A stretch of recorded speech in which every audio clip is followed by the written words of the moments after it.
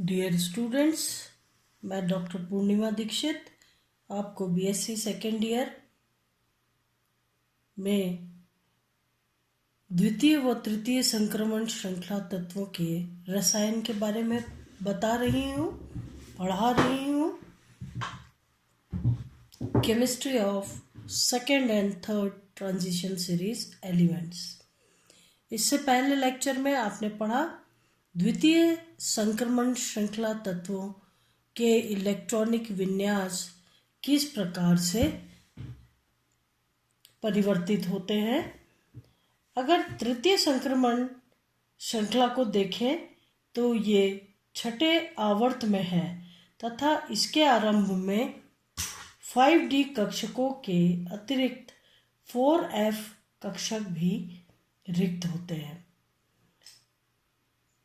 6S, 5D और 4F। 4F कक्षक रिक्त होते हैं, 5D कक्षक रिक्त होते हैं। सबसे पहले S कक्षक का नंबर आएगा बेरियम से। तो इस श्रृंखला में बढ़ते परमाणु क्रमांक के साथ विभिन्न कक्षकों की ऊर्जा परिवर्तन के चित्र से, ये चित्र है, इससे स्पष्ट है कि 6S कक्षक बेरियम 56 पर बेरियम आता है। जैसे ही इलेक्ट्रॉन ज़ेनॉन के बाद एक इलेक्ट्रॉन बढ़ता है, वो बेरियम में S कक्षक 6S कक्षक में भर करके और कॉन्फ़िगरेशन बनाता है 6S1। ठीक है, 6S1 ये बेरियम का कॉन्फ़िगरेशन होता है और इससे पहले ज़ेनॉन जो है वो कॉन्फ़िगरेशन आता है ज़ेनॉन 6S1 छठे आवर्त में। अब छठे आवर्त में जब दूसरा इलेक्ट्रॉन आता है तो दूसरा इलेक्ट्रॉन बेरियम में आता है और इस तरीके से ज़ेनॉन 6S2 कॉन्फ़िगरेशन हो जाता है।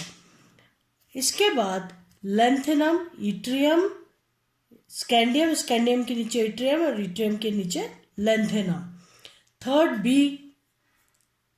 श्रेणी या ग्रुप का मेंबर है। 57 में एक इलेक्ट्रॉन D कक्षक में आता है और कॉन्फ़िगरेशन हो जाता है 4F0, 5D1, 6S2। ये कॉन्फ़िगरेशन हो जाता है।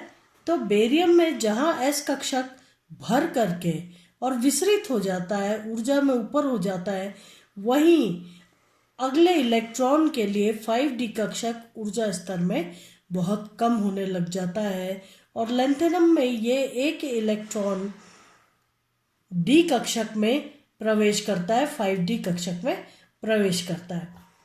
जैसे ही यहाँ पर ये इलेक्ट्रॉन प्रवेश करता है, उसके आगे आने वाला अगला तत्व सीरियम, जो कि लैंथेनाइट सीरीज का प्रथम तत्व है। सीरियम पे 4F कक्षक ऊर्जा में बहुत ज़्यादा कम हो जाते हैं और अगला इलेक्ट्रॉन 4F कक्षक में आता है। किसमें? सीरियम पर। कॉन्फ़िगरेशन हो जाता है सीरियम का 4F1, 5D1, 6S2। ये कॉन्फ़िगरेशन सीरियम का है। यहाँ पर हम लैंथेनाइट्स और एक्टिनाइट्स के बारे में नहीं पढ़ रहे हैं, हम तृतीय संक्रमण श्रृंखला के बारे में पढ़ रहे हैं। इसलिए लैंथेनम पर एक इलेक्ट्रॉन D कक्षक में आता है और कॉन्फ़िगरेशन बनाता है ज़ेनॉन, F कक्षक खाली है, 5D1, 6S2। इसके बाद अगले 14 इलेक्ट्रॉन 4F कक्षक में आते हैं, लैंथेनाइट पूरे भर जाते हैं और लैंथेनाइट के पश्चात आने वाला तत्व 72 हैफनियम होता है। 72 हैफनियम पर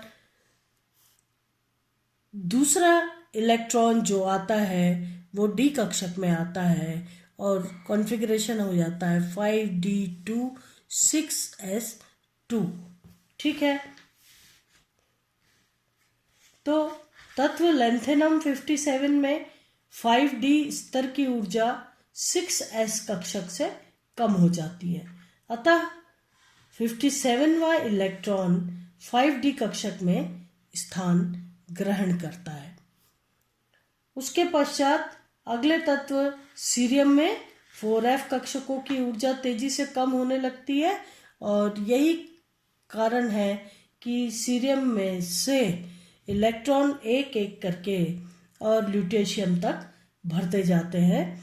जब चौथा इलेक्ट्रॉन 71 ल्यूटेशियम पे भर चुके होते हैं तो 72 एटॉमिक नंबर का हैफनियम उससे अगला आता है, जिसमें फिर से 14 इलेक्ट्रॉन f कक्षक में भरने के पश्चात d कक्षक का भरना प्रारंभ हो जाता है। यहाँ पर लेंथेनाइट श्रृंखला आरंभ होती है और अगले 14 इलेक्ट्रॉन 4f कक्षकों में भरते हैं। इस संक्रमण श्रृंखला का दूसरा सदस्य हैफनियम है, तो लेंथेनम के बाद दूसरा सदस्य हो गया हैफनियम 72 एवं आगे के तत्वों में आगे जाकर एक एक इलेक्ट्रॉन भरने लगते हैं। प्लैटिनम में एक 6s इलेक्ट्रॉन 5d कक्षकों में स्थानांतरित हो जाता है और 5d9 कॉन्फ़िगरेशन 6s1 कॉन्फ़िगरेशन देता है, जिससे इसका विन्यास 5d9 6s1 हो जाता है और गोल्ड 79 में d कक्षक पूर्ण रूप से भर जाते हैं 5d10 6s1। तो इस प्रकार से तृतीय संक्रमण श्रृंखला में अगर आप देखें तो s कक्षक पूर्ण रूप से भरे हुए हैं। केवल प्लैटिनम में d9 कॉन्फ़िगरेशन अधिक स्थायित्व के कारण एक s कक्षक का इलेक्ट्रॉन d कक्षक में आकर के और d9 कॉन्फ़िगरेशन बनाता है। d9 6s1 ये कॉन्फ़िगरेशन हो जाता है। गोल्ड पर दूसरा इलेक्ट्रॉन एक और इलेक्ट्रॉन जब बढ़ता है तो कॉन्फ़िगरेशन हो जाता है 5d10 6s1। ये कॉन्फ़िगरेशन जो है वो हो जाता है। तो जैसा आपने देखा कि जैसे ही छठवां आवर्त शुरू होता है, सीजियम पहला तत्व है, बेरियम दूसरा तत्व है। तो सीजियम और बेरियम पर s कक्षक में 2 इलेक्ट्रॉन पूर्ण होने के पश्चात लेंथेनम, जो कि छठे आवर्त का 3rd B ग्रुप में सदस्य है, इसकी ऊर्जा तेजी से कम होने लग जाती है और इस प्रकार से लेंथेनम में d कक्षक निम्नतम ऊर्जा अवस्था में होने के कारण एक इलेक्ट्रॉन यहाँ पर फिल हो जाता है और इसके पश्चात d इलेक्ट्रॉन फिल होने के पश्चात अब 4f कक्षक खाली है और जैसे ही 5d कक्षक में एक इलेक्ट्रॉन आता है, f कक्षक की ऊर्जा और भी अधिक कम होने लग जाती है। इसलिए सीरियम पर अगला इलेक्ट्रॉन जो है वो सीरियम के f कक्षक में प्रवेश करके और 4f1 5d2 और 6s2 कॉन्फ़िगरेशन बनाता है और इसके साथ ही सीरियम से शुरू होकर के 14 लेंथेनाइट तत्वों में एक एक इलेक्ट्रॉन भरता है f कक्षक में, जिसके पश्चात ल्यूटेशियम पर पूर्ण रूप से f कक्षक के भरने के पश्चात अगला इलेक्ट्रॉन जो है लेंथेनम के बाद हैफनियम में आता है और इस प्रकार से आप देखिए कि लेंथेनम में जहाँ 4f0 था वहीं हैफनियम में 4f14 विन्यास होता है और उसके बाद एक एक इलेक्ट्रॉन बढ़ते चले जाते हैं और इनका विन्यास अगर हैफनियम के बाद टेंटलम को देखें 4f14 5d3 6s2, टंगस्टन को देखें 4f14 5d4 6s2, रीनियम में देखें तो 4f14 5d5 6s2, चूँकि d5 कन्फिग्रेशन अधिक स्थायी है। ऑस्मियम में देखें तो 5d 4f14 5d6 4s2 और इरिडियम में 4f14 5d7 6s2, प्लैटिनम में 4f14 5d9 6s1 और गोल्ड पर 4f14 5d10 6s1 कॉन्फ़िगरेशन हो जाता है। तो यहाँ पर द्वितीय एवं तृतीय संक्रमण श्रृंखला तत्वों के विन्यास के बारे में पढ़ रहे थे।